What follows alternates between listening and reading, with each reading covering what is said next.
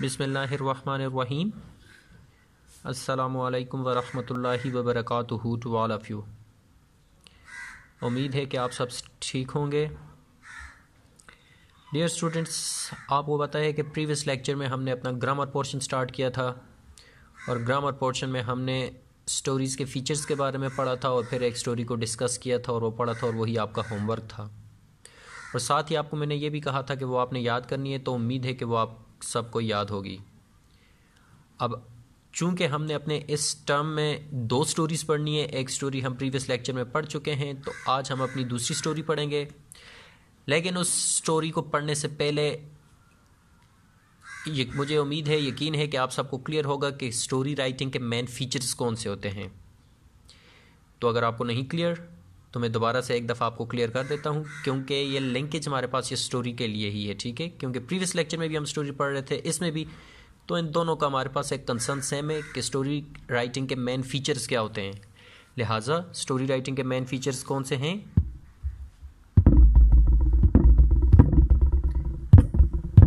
Story writing के main features हमारे पास हैं ये वाले, ठीक है। First one, a good story has the following features. Number 1, it has a good plot. Number 2, its plot is developed through imagination to create interest. Third one, it is free from impossible situations. Number 4, it has the element of suspense at various stages. Number 5, its language is simple, easy but impressive. And number 6, the story must be written in the past tense. अब इनको उर्दू में discuss नहीं कर रहा क्योंकि आपको previous lecture में मैं ऑलरेडी ये क्लियर कर चुका हूँ। तो अब हम बढ़ते हैं अपने आज की वीडियो की तरफ।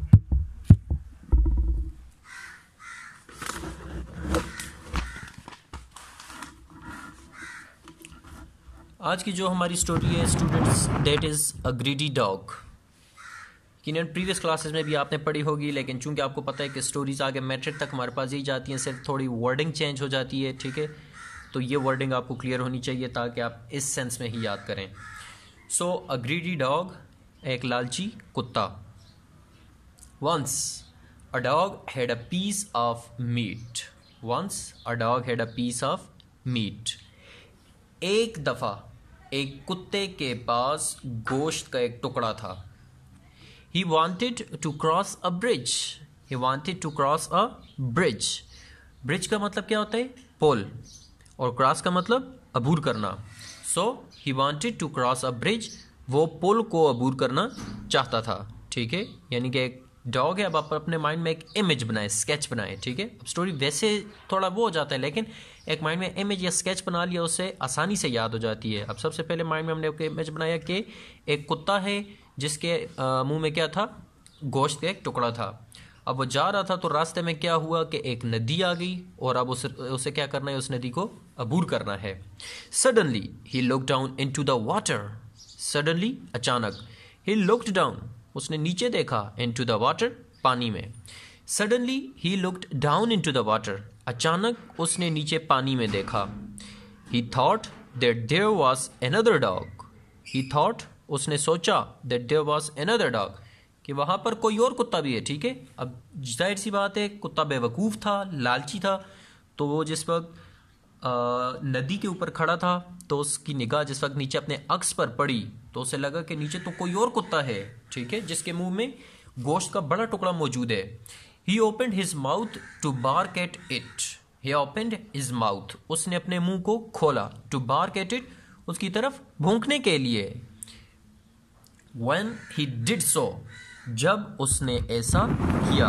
When he did so, जब उसने ऐसा किया। His own piece of meat fell down into the water. उसका अपना गोश्त का टुकड़ा पानी में गिर गया, ठीक है। अब जाहिर सी बात है कि जिस वक्त उसने देखा कि एक और कुत्ता मौजूद है पानी में जो कि जिसके पास एक बड़ा गोश्त का टुकड़ा है, तो उसको ये बात हजम ना हुई। उसने कहा कि ऐसा कैसे हो सकता है, क्यों हो कि एक और कुत्ता हो और जिसके पास क्या हो, गोश्त का टुकड़ा मौजूद हो, तो मैं क्यों ना उसे भी हासिल कर लूँ। लिहाजा उसने क्या कर दिया, भौंकने के लिए अपना मुंह खोला और क्या हुआ, उसका जो अपने मुंह में गोश्त का टुकड़ा था वो सीधा जाकर नीचे दरिया में या नदी में गिर गया। ही वॉज ग्रीडी, वो लालची था। सो ही वॉज अ लूज़र, लिहाजा वो क्या था, एक लूज़र भी था, खोने वाला भी था। मॉरल हमारे पास इस कहानी का क्या है, ग्रीड इज़ अ कर्स, लालच बुरी बला है। अब अगर वो लालच ना करता, जो उसके मुंह में गोश्त का टुकड़ा था वो उसे खा लेता तो उसकी भूख भी मिट जाती और मतलब तवानाई वगैरह, एनर्जी वो महसूस करता और वो उसकी भूख वगैरह मिट जाती। लेकिन क्या हुआ, उसने लालच की। अब उसके पास अपना गोश्त का टुकड़ा मौजूद था लेकिन उसने उसकी भी परवाह नहीं की। उसने सोचा कि मैं बड़ा गोश्त का टुकड़ा क्यों ना हासिल कर लूँ, लिहाजा उसने अपने गोश्त के टुकड़े को भी खो दिया। इस वजह से क्या कहा जाता है कि लालच बुरी बला है। लालच हमें कभी भी किसी भी मामले में नहीं करनी चाहिए। ठीक है, उम्मीद है कि ये कहानी आपको क्लियर हो गई होगी और है भी बिल्कुल छोटी। ठीक है, हेयर एंड द टर्टाइल स्कल थी वो थोड़ी लेंथी थी, लेकिन ये बिल्कुल शॉर्ट स्टोरी है। ये आप लोगों को क्लियर होनी चाहिए और क्लियर होगी भी।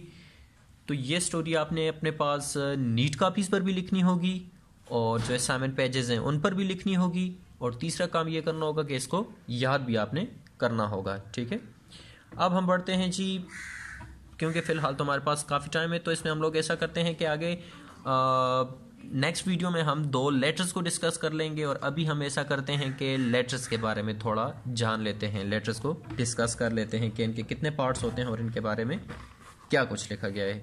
ठीक है, तो हम लेटर्स के बारे में पढ़ते हैं ज़रा।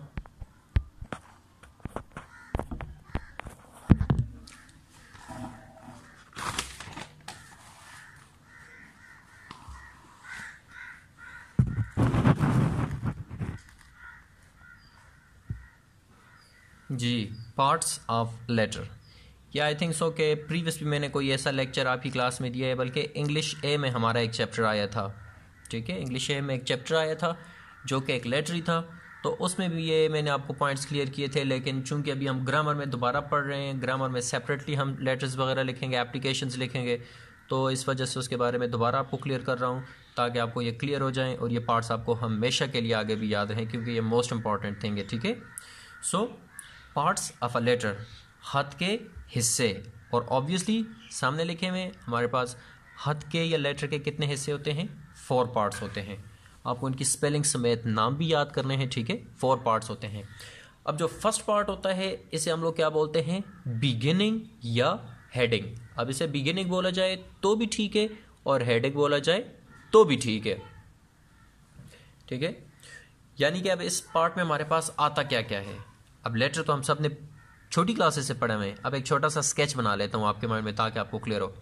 अब बिगिनिंग या हेडिंग में हमारे पास लेटर का वो पार्ट आता है जिसमें हम लिखते हैं सबसे पहले एग्जामिनेशन हॉल, उसके बाद सिटी अपने का नाम मेंशन करते हैं A.B.C।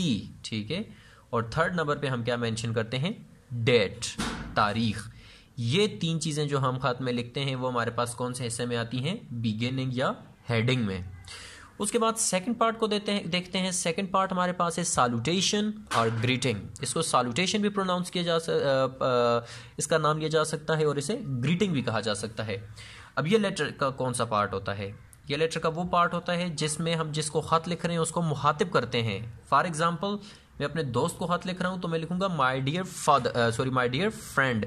अपने अब्बू को तो माय डियर फादर, बहन को माय डियर सिस्टर। जिसको भी खत लिखा जा रहा है, my dear Hamza, my dear Ali, my dear Usman, my dear Sara, जिसको भी आप खत लिख रहे हैं, जिसको आप तो वो जो हमारे पास पार्ट है इसको हम लोग क्या बोलते हैं, सैल्यूटेशन या ग्रीटिंग। थर्ड पार्ट हमारे पास लेटर का आता है जी बॉडी। अब बॉडी क्या होती है, बॉडी ऑफ द लेटर हमारे पास वो पार्ट होता है खत का, लेटर का वो हिस्सा होता है जिसमें हम मदहा या मंशा बयान करते हैं। ठीक है, क्या ये ख़त क्यों लिखा जा रहा है। मिसाल के तौर पर अब अगर मैं ख़त लिख रहा हूँ अपने भाई को, ठीक है, कि मैंने एग्ज़ाम पास कर लिया है और इसके बारे में उसे मुबारकबाद देनी है और कहना है कि मैंने बहुत मेहनत की थी, मेरा अच्छा रिजल्ट आया वगैरह वगैरह, जो बात भी लिखनी है, तो उसके लिए मैं जो स्टार्ट लूँगा अस्सलामु अलैकुम से, कि अस्सलामु अलैकुम, आपको ये जानकर बहुत खुशी होगी, या you will be happy to know, या glad to know that I have passed my 9th class examination, 10th class examination. ठीक है, अब ये जो हम सारी बात मुताब बयान करते हैं खत लिखने का, तो वो कौन सा हिस्सा होता है, बॉडी। नेक्स्ट वन हमारे पास आता है एंडिंग और सब्सक्रिप्शन। लास्ट जो पार्ट होता है उसे हम लोग एंडिंग भी बोलते हैं और सब्सक्रिप्शन भी। और ये कौन सा पार्ट होता है हिस्से में, लेटर में हमारे पास लास्ट में जो हम लोग लिखते हैं your sincerely, yours affectionately, your loving, और लास्ट में XYZ या अपना नाम मेंशन करते हैं, इस पार्ट को हम क्या बोलते हैं, एंडिंग या सब्सक्रिप्शन। आगे बढ़ते हैं तो हमारे पास आ जाता है types of letters. Types of letters के बारे में क्या बोल रहा है कि broadly speaking there are 2 main types of letters, कि खत को लिखने के हमारे पास कितने हिस्से होते हैं, मेन टाइप्स, खत की कितनी किस्में होती हैं, 2 किस्में होती हैं, ठीक है। कौन कौन सी, इनफॉर्मल लेटर्स और formal letters. And then the question arises that what's the difference between the informal letters and formal letters, or you can say that whom do you write informal letters, ठीक है। आप किसको informal letter लिखते हैं, किसको formal letter लिखते हैं। informal letter हमारे पास गैर रस्मी खत, अब ये कौन सा होता है, written to relatives, friends etc in our daily life, ये ऐसा खत होता है जो कि हम अपने रिश्तेदारों को, दोस्तों को, भाई को, कज़न को, यानी अपनी रोज़मर्रा ज़िंदगी में किसी को भी लिखते हैं, वो हमारे पास क्या आ जाता है, informal letter आ जाता है। नेक्स्ट वन हमारे पास क्या है जी, फॉर्मल लेटर्स। फॉर्मल लेटर क्या होता है, formal letters are written for business और ऑफिशियल पर्पसेज। ये हमारे पास ऐसे खतूत होते हैं जिन्हें हम लोग क्या करते हैं, तिजारती या कारोबारी मकासद के लिए लिखते हैं, ठीक है। जो हमारे पास, हम एक बात आपको क्लियर कर दूं कि जो एप्लीकेशन हम लिखते हैं ये भी हमारे पास फॉर्मल लेटर की ही एक किस्म है, ठीक है। ये बात आपने अपने माइंड में रखनी है। सो उम्मीद है कि ये आपको लेटर के पार्ट्स वगैरह क्लियर हो गए होंगे।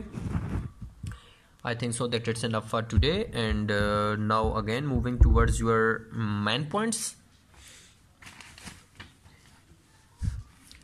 So again the main points are, the first thing that you will have to remember is parts of letter. And how many parts of a letter are there? There are 4 main parts of a letter. The first one is beginning or heading. The second one is salutation or greeting. The third one is body of a letter. Fourth one is ending or subscription.